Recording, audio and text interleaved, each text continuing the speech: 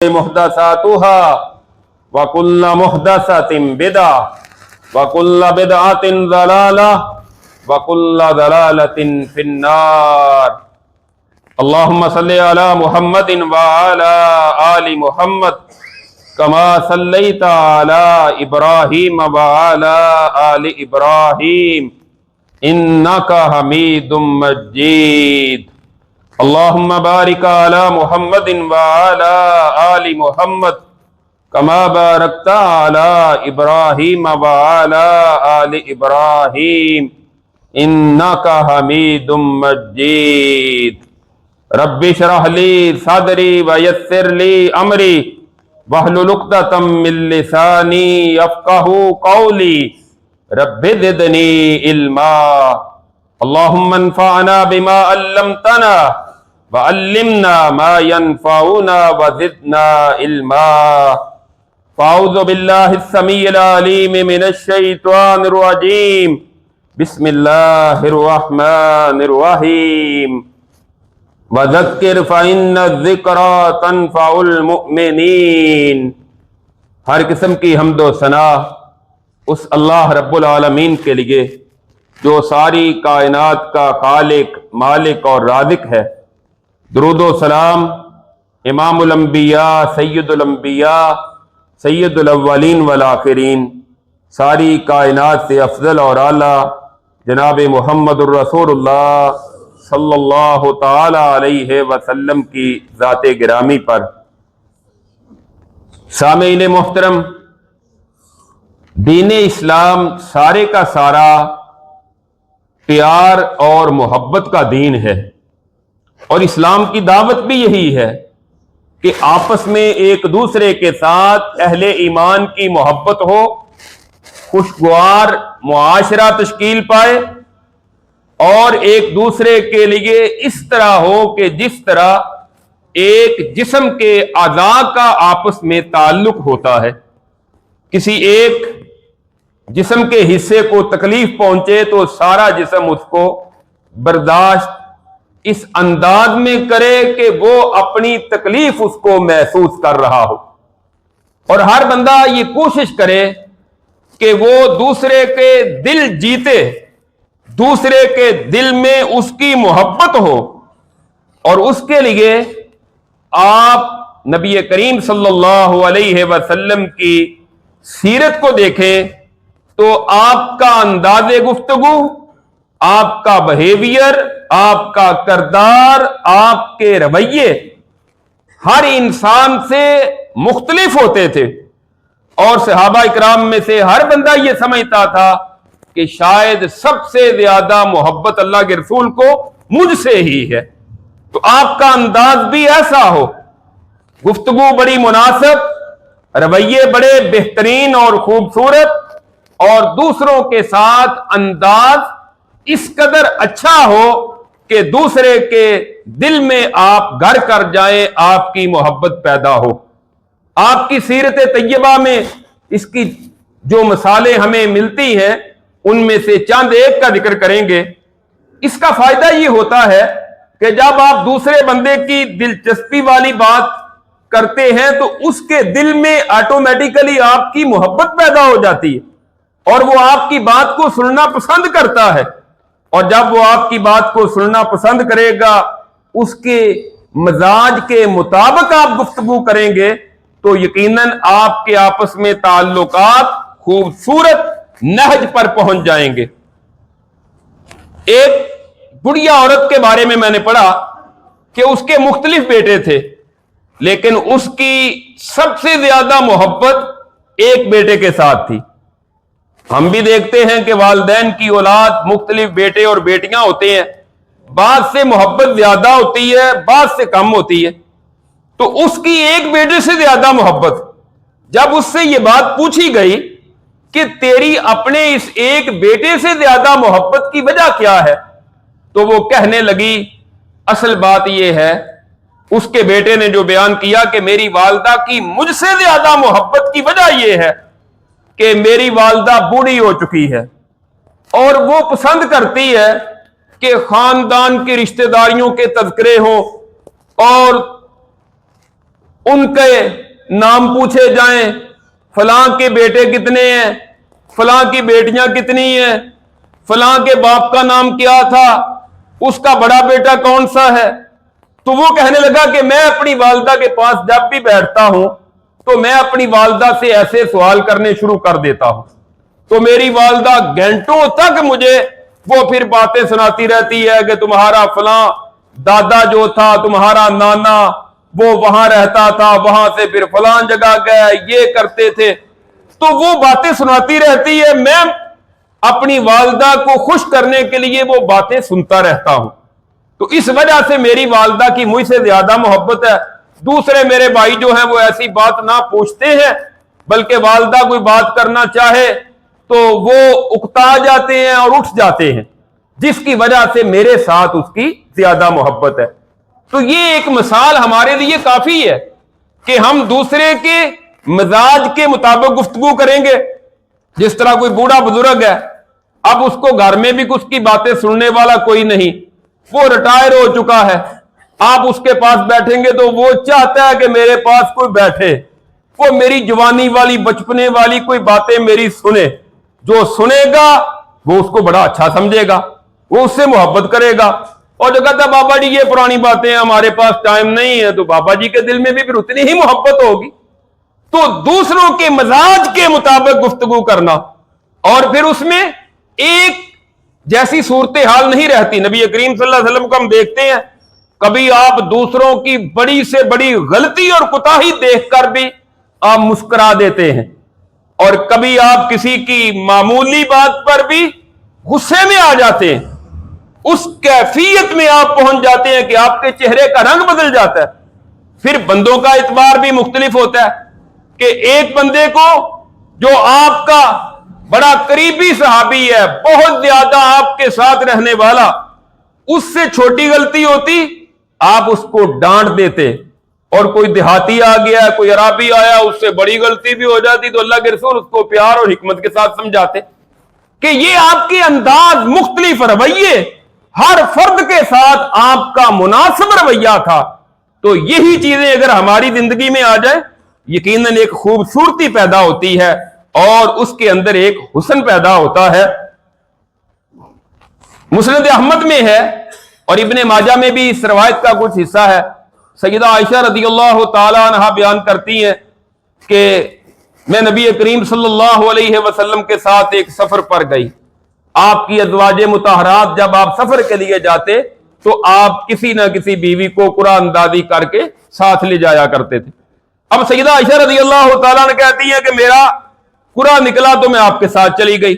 सफर से वापस हम आ रहे थे तो मदीना मुनव्वरा से कुछ दूर थे। आपने अपने सहाबा को कहा कि तुम आगे निकल जाओ। सहाबा इकराम का सारा लश्कर जो है वो आगे चला गया। अब सहरा है या पहाड़ी इलाका है, आप अकेले ही हैं। सैयदा आयशा रदियल्लाहु ताला अन्हा आपके साथ है। आप फरमाते आयशा आओ हम जरा दौड़ तो लगाएं आपस में। अब आप देखें नबी करीम सल्लल्लाहु अलैहि वसल्लम की जिंदगी किस कदर खूबसूरत। हजरत आयशा कहती हैं कि मैंने कहा चलो दौड़ लगा लेते हैं। हजरत आयशा कहती है मैंने अल्लाह के रसूल सल्लल्लाहु अलैहि वसल्लम के साथ दौड़ लगाई तो मैं आपसे आगे निकल गई, दौड़ जीत गई। ये वक्त गुजरता गया। कहती है एक मौका फिर आया जब मेरी उम्र भी कुछ बड़ी हो गई थी, मेरा जिस्म भी कुछ बोझल हो गया। एक दिन फिर हम सफर से वापस आ रहे थे तो आपने फरमाया आयशा आज हम दौड़ ना लगाएं। साहबा को कहा कि तुम आगे चले जाओ। दौड़ लगाई, अल्लाह के रसूल आगे निकल गए। आप फरमाते आयशा ये उस दिन का बदला हो गया है, जो तूने मुझे हराया था ना, आज मैं जीत गया हूं। अब देखे नबी करीम सल्लल्लाहु अलैहि वसल्लम सैयदा आयशा रज़ियल्लाहु ताला अन्हा की उम्र जो कि कोई ज्यादा नहीं थी, तो आप उस लेवल पर आकर अपनी बीवी को किस कदर खुश करते हैं। जबकि दूसरी तरफ देखे सैयदा खदीजा रज़ियल्लाहु ताला अन्हा की उम्र आपसे 15 साल ज्यादा थी जब आपका निकाह हुआ है। रसूलुल्लाह सल्लल्लाहु अलैहि वसल्लम की उम्र 25 साल है, सैयदा खदीजा रज़ियल्लाहु ताला अन्हा की उम्र 40 साल है, और उससे पहले उनका पहले भी निकाह हो चुका था। तो अब इनके साथ आपका अंदाज बड़ा मतानत संजीदगी वाला। बीवियां दोनों हैं लेकिन दोनों के साथ गुफ्तगू का अंदाज अलग अलग है। जाहिर है کہ آپ کا کوئی دوست ہوگا تو اس کو آپ کہیں گے او ذرا دوڑ تو لگائیں آج دیکھتے ہیں. کسی بزرگ کو تو نہیں یہ کہہ سکتے کہ او میرے ساتھ ذرا دوڑ تو لگاؤ. تو یہ ہر ایک کے ساتھ آپ کا انداز مختلف ہے. نبی کریم صلی اللہ علیہ وسلم کی سیرت میں بھی یہ چیز ہمیں نمایاں نظر آتی ہے. صحیح بخاری میں ہے، حضرت انس بن مالک رضی اللہ تعالیٰ عنہ کہتے ہیں کہ ہم مسجد نبوی میں موجود تھے، نبی کریم صلی اللہ علیہ وسلم بھی تشریف فرما تھے. باہر سے ایک دیہاتی آیا، عربی آیا، غیر مسلم تھا. اس نے ادھر ادھر دیکھا مسجد میں اور پھر ایک کونے میں چلا گیا، اس نے پیشاب کرنا شروع کر دیا. صحابہ اکرام نے کہا ماہ اوے رک جا، تمہیں پتا نہیں ہے کہ اللہ کا گھر ہے، مسجد ہے؟ نبی کریم صلی اللہ علیہ وسلم نے اپنے صحابہ کو فرمایا داؤ ہو لا تدرمو ہو، چھوڑ دو اس کو، اسے ڈانٹنا نہیں تم نے، بس چھوڑ دو اس کو. وہ قضائے حاجت سے فارغ ہوا.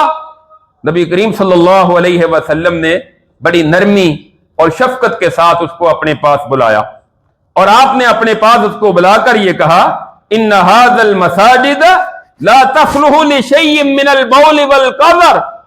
اللہ کے بندے، یہ اللہ کی مسجدیں ہیں، یہ اللہ کے گھر ہیں، اس میں کسی طرح کا پیشاب اور گندگی پھیلانا یہ درست نہیں ہے. انما ہی لذکر اللہ عز وجل والصلاۃ وقراءۃ القرآن. یہ مسجدیں تو اللہ کے ذکر کے لیے بنائی گئیں، یہ مسجدیں تو قرآن کی تلاوت کے لیے، یہ مسجدیں تو نماز قائم کرنے کے لیے. آپ نے اس کو یہ بات کس انداز میں سمجھائی، اب اس کا جرم کتنا بڑا ہے آپ اندازہ کریں. لیکن چونکہ پتا تھا کہ یہ نیا آدمی ہے، یہ دیہاتی ہے، اس کو پتا ہی نہیں ہے کہ مسجد کیا ہوتی ہے، اس نے آ کر گندگی پھیلا دی ہے.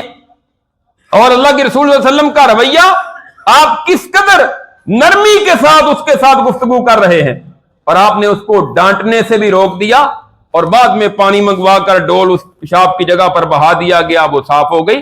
لیکن آپ کی سیرت کا یہ پہلو دیکھیں کہ آپ نے کس قدر یہاں نرمی سے کام دیا ہے کہ آپ نے غصہ نہیں کیا بلکہ غصہ کرنے والوں کو آپ نے روک دیا.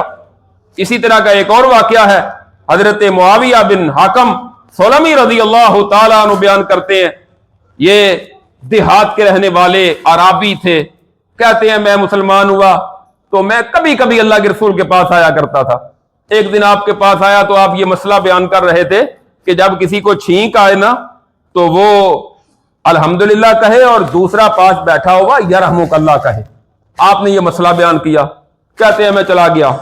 ایک دن پھر کبھی میرا چکر لگا مدینہ میں، مسجد نبوی میں آیا، جماعت کھڑی تھی، میں بھی نماز میں شامل ہو گیا. ایک بندے کو نماز میں چھینک آ گئی. میں نے وہی اتنی بات سنی ہوئی تھی کہ جب کسی کو چھینک آئے تو دوسرے نے یرحمک اللہ کہنا ہے. کہتے ہیں میں نے نماز میں اونچی کہہ دیا یرحمک اللہ، میں نے یہ کہہ دیا. اب صحابہ کرام کی نماز میں کیفیت کہ انہوں نے اس انداز میں، کہتے ہیں مجھے گورنا شروع کر دیا، یعنی محسوس ہوا مجھے کسی نے کو کھانسی کے ساتھ یا اس انداز میں کو غصے کا اظہار کیا بولے بغیر، کہ مجھے یہ محسوس ہوا کہ یہ تو مجھے ڈانٹنے کی طرف چلے گئے کہ میں نے کیا کر دیا، میں نے تو اللہ کے رسول کی بات پر عمل کیا. کہتے ہیں کہ میں نے کہا تمہیں کیا ہو گیا، مجھے ڈانٹ کیوں رہے ہو؟ میں نے باتیں کرنی شروع کر دی. اب وہ اپنی رانوں پر ہاتھ مارنے شروع کر دی انہوں نے کہ خاموشی اختیار کر، اشارہ تھا. کہتے ہیں میں خاموش ہو گیا. نماز کے بعد رسول اللہ علیہ وسلم نے سلام پھیرا تو آپ نے فرمایا وہ باتیں کس نے کی تھی اور دوسرے کیا کر رہے تھے نماز میں؟ عجیب کیفیت تھی. وہ کہنے لگا اللہ کے رسول میں ہوں. دوسروں نے بتا دیا اللہ کے رسول یہ ہے بندہ، یہ جو دیہاتی ہے نا گاؤں سے آیا ہوا، اس نے نماز کے اندر باتیں کی ہیں. تو نبی کریم صلی اللہ علیہ وسلم نے اس کو کچھ نہیں کہا. آپ نے بڑی نرمی کے ساتھ، بڑے پیار کے ساتھ آپ نے اس کو اس انداز میں سمجھایا. آپ نے فرمایا اللہ کے بندے انما هو التسبیح والتکبیر وقراءۃ القرآن ان هذه الصلاة لا يصلح فيها شيء من كلام الناس انما هو التسبیح والتکبیر وقراءۃ القرآن. تو یہ جو نماز ہے نا اس میں لوگوں سے کلام نہیں کیا جاتا، اس میں باتیں کرنا درست نہیں ہے. یہ تو تسبیح ہے، تکبیر ہے اور قرآن کی تلاوت ہے نماز میں. تو تم نے یہ جو کیا ہے نا یہ درست نہیں کیا. اب اس دیہاتی کا انداز دیکھیں یہ قسم کھا کر کہتے ہیں فَبِأَبِي هُوَ وَأُمِّي مَا رَأَيْتُ مُعَلِّمًا قَبْلَهُ وَلَا بَعْدَهُ أَحْسَنَ تَعْلِيمًا مِّنْهُ فَوَاللَّهِ مَا قَهَرَنِي وَلَا ضَرَبَنِي وَلَا شَتَمَنِي۔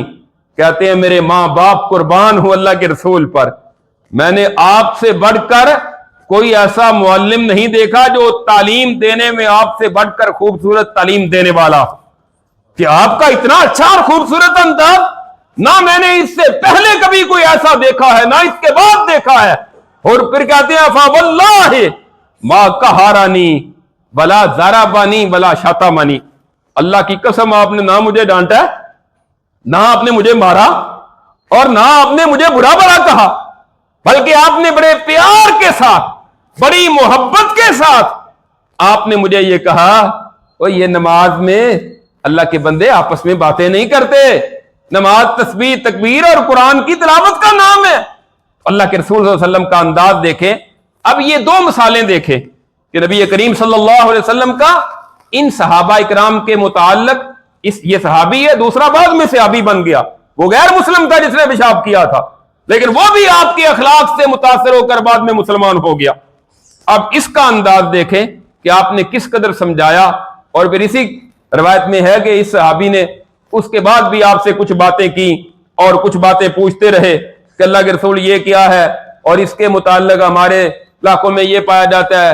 اور پھر ایک دن آگے اللہ کے رسول میری ایک لونڈی ہے وہ بکریاں چرا رہی تھی پہاڑوں میں، احد پہاڑ کے ایریے میں بکریاں چراتی تھی، میں گیا تو ایک بھیڑیا آیا اور اس سے بکری اٹھا کے لے گیا، ایک بکری کم ہو گئی۔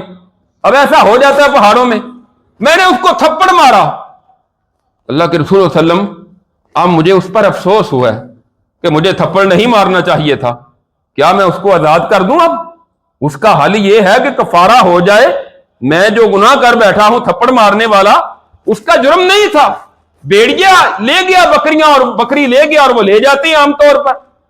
آپ نے فرمایا اس کو میرے پاس لاؤ، اس کو لایا گیا تو آپ نے پوچھا اس لونڈی سے این اللہ، مجھے بتاؤ کہ اللہ کہاں ہے؟ اس نے کہا فی السماء، اللہ آسمانوں میں ہے۔ اللہ کہاں ہے؟ آسمانوں میں۔ آج ہمارے ہاں عجیب و غریب عقیدہ ہے، یہ ہمارا عقیدہ ہے جو ہم قرآن حدیث کے مطابق آپ کو بتا رہے ہیں۔ آپ گرد و نواح میں جا کر کسی مولوی صاحب سے پوچھیں گے تو وہ یہ نہیں کہے گا، کہے گا اللہ آسمانوں میں ہو ہی نہیں سکتا، نعوذ باللہ۔ قرآن کی کئی آیات اور حدیث کے بالکل برعکس عقیدہ آپ کو بتائیں گے۔ اب یہ لونڈی ہے، کہتی اللہ فی السماء، آسمانوں میں۔ آپ نے فرمایا میں کون ہوں؟ کہنے لگی انت رسول اللہ، آپ اللہ کے رسول ہیں۔ آپ نے فرمایا آتی کہا فإنہا مؤمنہ، اور معاویہ بن حکم اس کو آزاد کر دو، یہ تو واقعہ ایمان والی۔ تو نبی کریم صلی اللہ علیہ وسلم کا ان دونوں حدیثوں میں آپ دیکھیں کہ کس قدر نرمی کے ساتھ، آپ کے کس قدر رویے، کہ کس قدر پیار اور حکمت کے ساتھ آپ اس کو سمجھا رہے ہیں۔ دوسری طرف ایک صحابی ہیں حضرت معاذ بن جبل رضی اللہ تعالیٰ، بہت بڑے عالم ہیں، بہت بڑے عالم فاضل، اور آپ کے بڑے بڑے صحابہ اکرام میں ان کا شمار ہوتا ہے، علمی اعتبار سے ان کا ایک بڑا مقام ہے۔ یہ صحیح بخاری میں ہے، عشاء کی نماز آپ کے پیچھے ادا کیا کرتے تھے، اور پھر وہاں سے جاتے اور اپنے محلے میں جا کر لوگوں کو عشاء کی نماز پڑھاتے۔ یہ ان کے فرض ہوتے تھے، وہاں ان کے نفل ہوتے تھے، اور پیچھے والے مقتدیوں کے فرض ہوتے تھے۔ اس لیے ہم کہتے ہیں ہمارا یہ موقف ہے کہ نماز تراویح میں اگر کسی کے عشاء کے فرض رہ جائیں، وہ تراویح میں شامل ہو جائے تو وہ پیچھے آ کر فرض جماعت کے ساتھ ادا کر سکتا ہے۔ یہ صحیح بخاری کی حدیث ہے۔ بہرحال یہ نماز پڑھاتے تھے جا کر، ایک دن گئے نماز پڑھانی شروع کی، ابھی نماز کا آغاز نہیں کیا، مختلف لوگ آتے تھے پیچھے محلے کے رہنے والے، اور اکثر کا کام کاج کوئی کاشتکاری ہوتا یا بکریاں چرانا ہوتا، تو اسی طرح تھکے ہارے لوگ آتے اور ان کے پیچھے نماز ادا کرتے، نماز پڑھ کر سو جایا کرتے تھے۔ جس طرح آج کل بھی ہمارے دیہاتوں میں لوگ بڑی جلدی سو جاتے ہیں، آپ عشاء کے بعد دیہاتوں میں جا کر دیکھیں تو بالکل خاموشی چھائی ہوتی ہے۔ ہمارے شہروں میں تو دن چڑھتا ہے نا رات کو، لوگ اس طرح ہوتے ہیں جس طرح ان کا ابھی دن کا آغاز ہو رہا ہے، تو دیہاتوں میں لوگ سو جاتے ہیں۔ یہ بھی دیہاتی لوگ تھے، تو ایک بندہ آیا پیچھے کھڑا ہوا، سورہ فاتحہ پڑھی امام صاحب نے، انہوں نے پڑھی فاتحہ، اور اس کے بعد हजरत मुआज रजी अल्लाह तआला ने सूरह बकरा शुरू कर ली। अब वो सुनते रहे। मुआज रजी अल्लाह तआला ने अपनी लय में पढ़ रहे थे कुरान, कुरान के साथ मोहब्बत, और कुरान पढ़ते गए। और वो इतनी लंबी नमाज हुई, इतनी लंबी हुई कि वो थका हारा बेचारा, उसने नमाज छोड़ी, अलग से अपनी नमाज पढ़ी और वो घर चला गया। बाद में हजरत मुआज रजी अल्लाह तआला को किसी ने बताया कि इस तरह हो गया, एक बंदा आया था फलां नौजवान और उसने ये किया। मुआज रजी अल्लाह तआला कहते हैं वो तो फिर मुनाफिक है, जिसने नमाज भी दरमियान में छोड़ दी, नमाज की परवाह नहीं की जिसने। यही बात उस बंदे को भी पहुंच गई। सुबह नबी करीम सल्लल्लाहु अलैहि वसल्लम के पास हजरत मुआज और उनके मुक्तदी और वो शख्स भी सारे अल्लाह के रसूल के पास जमा हो गया अपना अपना मुकदमा लेकर। आपने जब सारी बात सुनी तो आपने इरशाद फरमाया, अफत्तानुन या मुआज, अफत्तानुन या मुआज, ऐ मुआज क्या तू फितना बर्पा करना चाहता है?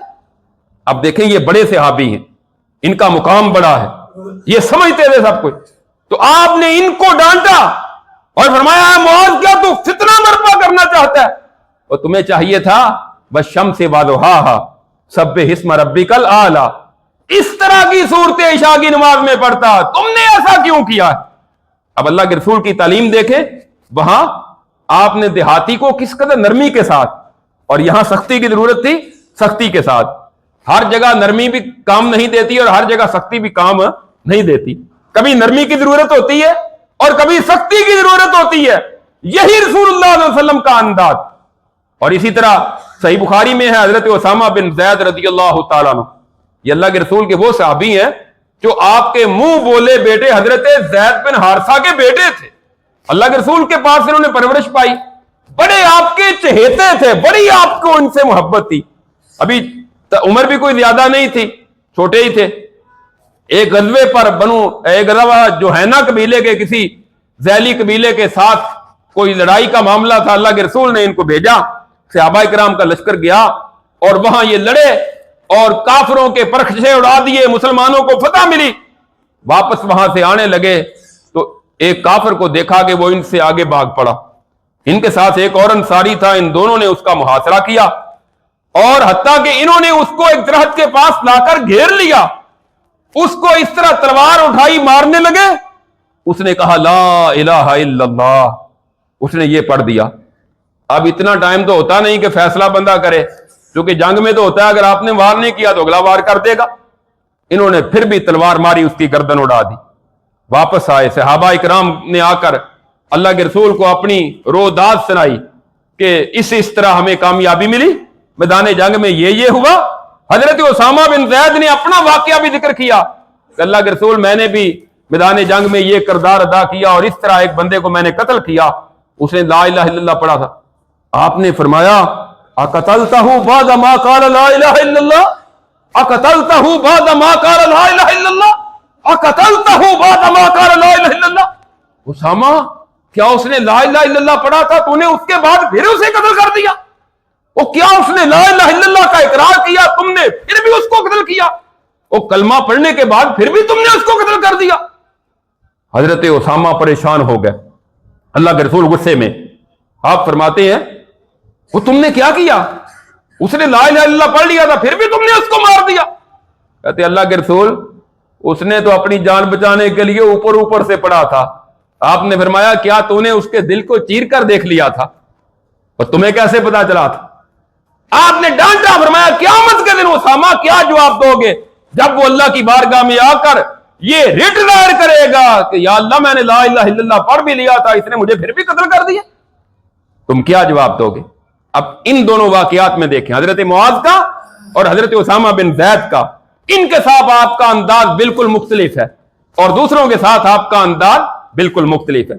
यानी हर बंदे के साथ आप उसके लेवल पर, उसकी सूरत हाल पर बात करें और जैसा मौका और माहौल हो वैसी बात करें। आप किसी जनाजे में गए हुए हैं और जिसका बाप फौत हो गया उसके पास बैठे आप हंस हंस कर बातें कर रहे हो, तो उससे बेहतर है कि आप ना जाएं। उनके दिल पर क्या गुजरेगी, उनकी कैफियत क्या होगी? यानी दूसरे की सोच मौका महल के मुताबिक बात करें। आप अपने दोस्तों में है तो उस लेवल की बात, बुजुर्गों में है तो उस लेवल की बात, उस अंदाज में बात करें। यही इंसान की संजीदगी होती है और बच्चों और बड़ों का फर्क किया जाता है, बातें अंदाज बदल जाते हैं।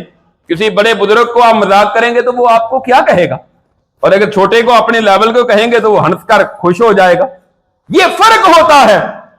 इसी तरह सही बुखारी और दीगर कुतुबे हदीस में है कि हजरत जाबिर बिन अब्दुल्ला रज़ी अल्लाह तआला अन्हु, ये बड़े अजीम सहाबी हैं, इनके वालिद भी बहुत बड़े अजीम सहाबी थे। हजरत अब्दुल्ला रज़ी अल्लाह तआला अन्हु गज़वा उहद में शहीद हो गए। इनके बाप हजरत अब्दुल्ला रज़ी अल्लाह तआला अन्हु पीछे 9 बेटियां छोड़ी, बेटा एक ही है जाबिर, 9 बेटियां, और कर्ज इतना देना है कि लोग तंग करते हैं, आकर दरवाजे पे आके कर्ज लेने वाले आ जाते हैं। इधर जिहाद की तैयारी हुई, नबी करीम सल्लल्लाहु अलैहि वसल्लम ने जिहाद का लश्कर तैयार किया, जाबिर ने भी अपना ऊंट साथ तैयार कर लिया।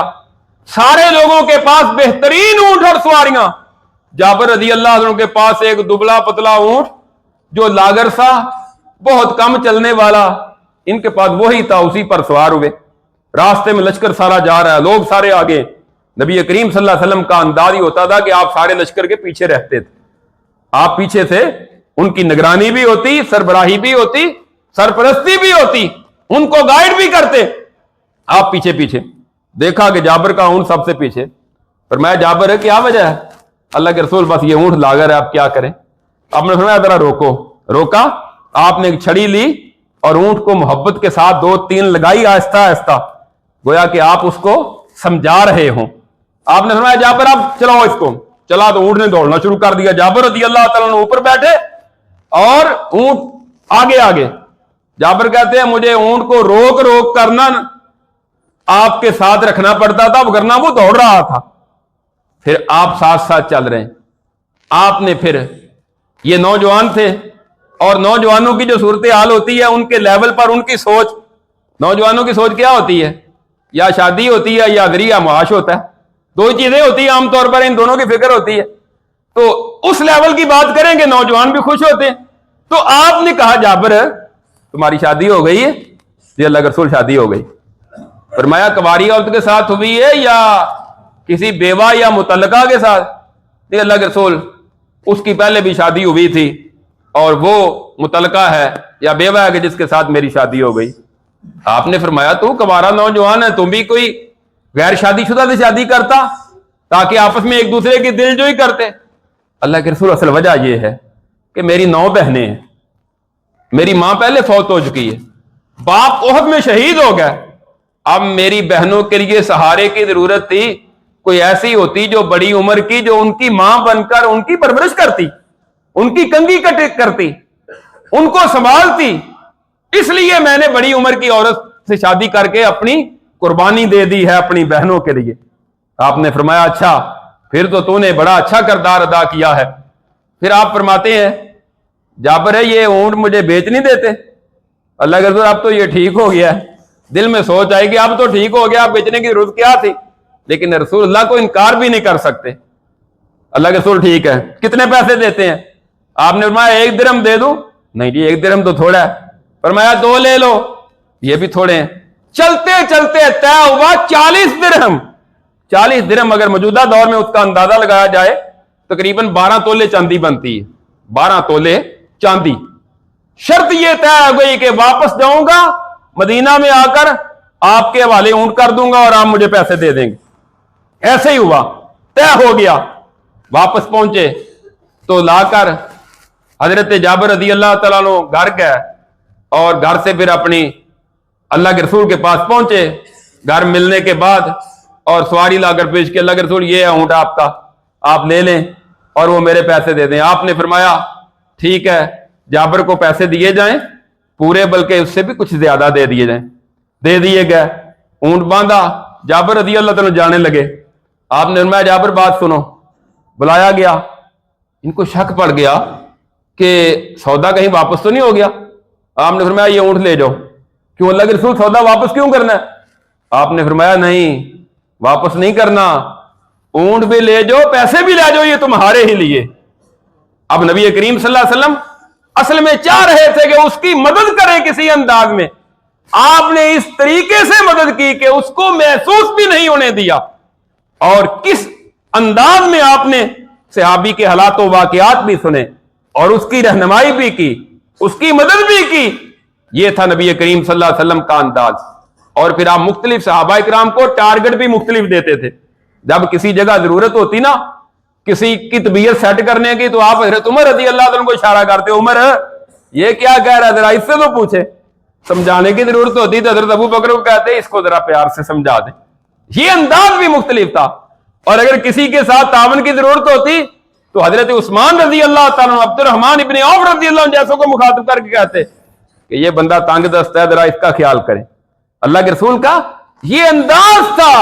آپ اس انداز میں سمجھاتے تاکہ جو جرت والا ہے وہ دوسرے کسی کی طبیعت سیٹ کرنے کی ضرورت ہوگی تو وہ جرت والا ہی کرے گا. کسی بھلا مانس کو کہیں گے تو وہ بیچارہ اس کو کیا کہہ سکے گا.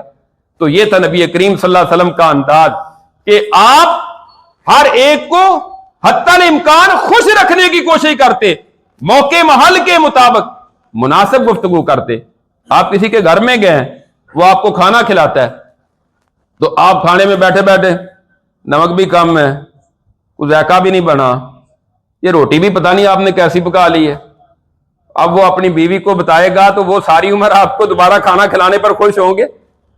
آپ چاہتے ہیں آپ اس کی تعریف کریں, بہترین کھانا آپ نے تیار کیا, کمال کر دی آپ نے. تو اللہ کے رسول کا یہی انداز تھا. آپ کھانے میں آپ نہیں نکالتے تھے.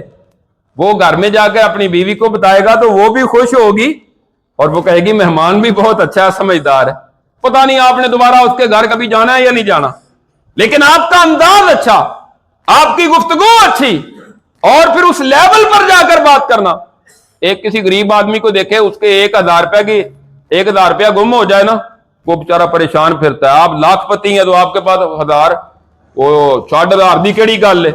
اس کو غصہ آئے گا یا نہیں آئے گا کہ میں نے سارا دن مزدوری کی, شام کو مجھے 1000 روپیہ ملا. اس کا لیول پہ جا کر آپ بات سنیں. اور اگر آپ اس کی دلجوئی کریں گے, یار واقعات آپ کا تو بڑا نقصان ہو گیا, اچھا پتہ کرتے ہیں کہاں گم گیا, دیکھتے ہیں, اس کی دلجوئی ہوگی, وہ خوش ہو جائے گا. اور اگر آپ کہیں وہ 1000 دی کیڑی گل ہے, اب آپ کے لیے تو 1000 کی کوئی بات نہیں, اس کے لیے تو بڑی بات. یہ نبی کریم صلی اللہ علیہ وسلم کے مختلف لوگوں کے ساتھ رویے, آپ کے انداز, آپ کی سیرت کا یہ پہلو جو ہے, یہ ہمارے لیے بھی بڑا سبق آموز ہے اور اس میں بڑی نصیحتیں ہیں. ہمیں اس سے استفادہ کرنا چاہیے اور ان خوبیوں کو اپنی ذات کے اندر ہم شامل کر لیں. انشاءاللہ دوسرے لوگوں سے محبتیں پیدا ہوں گی, قربتیں پیدا ہوں گی, معاشرہ ایک خوبصورت معاشرہ بنے گا. اللہ رب العزت سے دعا ہے اللہ ہمیں کتاب و سنت پر عمل کرنے کی توفیق عطا فرمائے. آخر دعوانا الحمدللہ رب العالمین.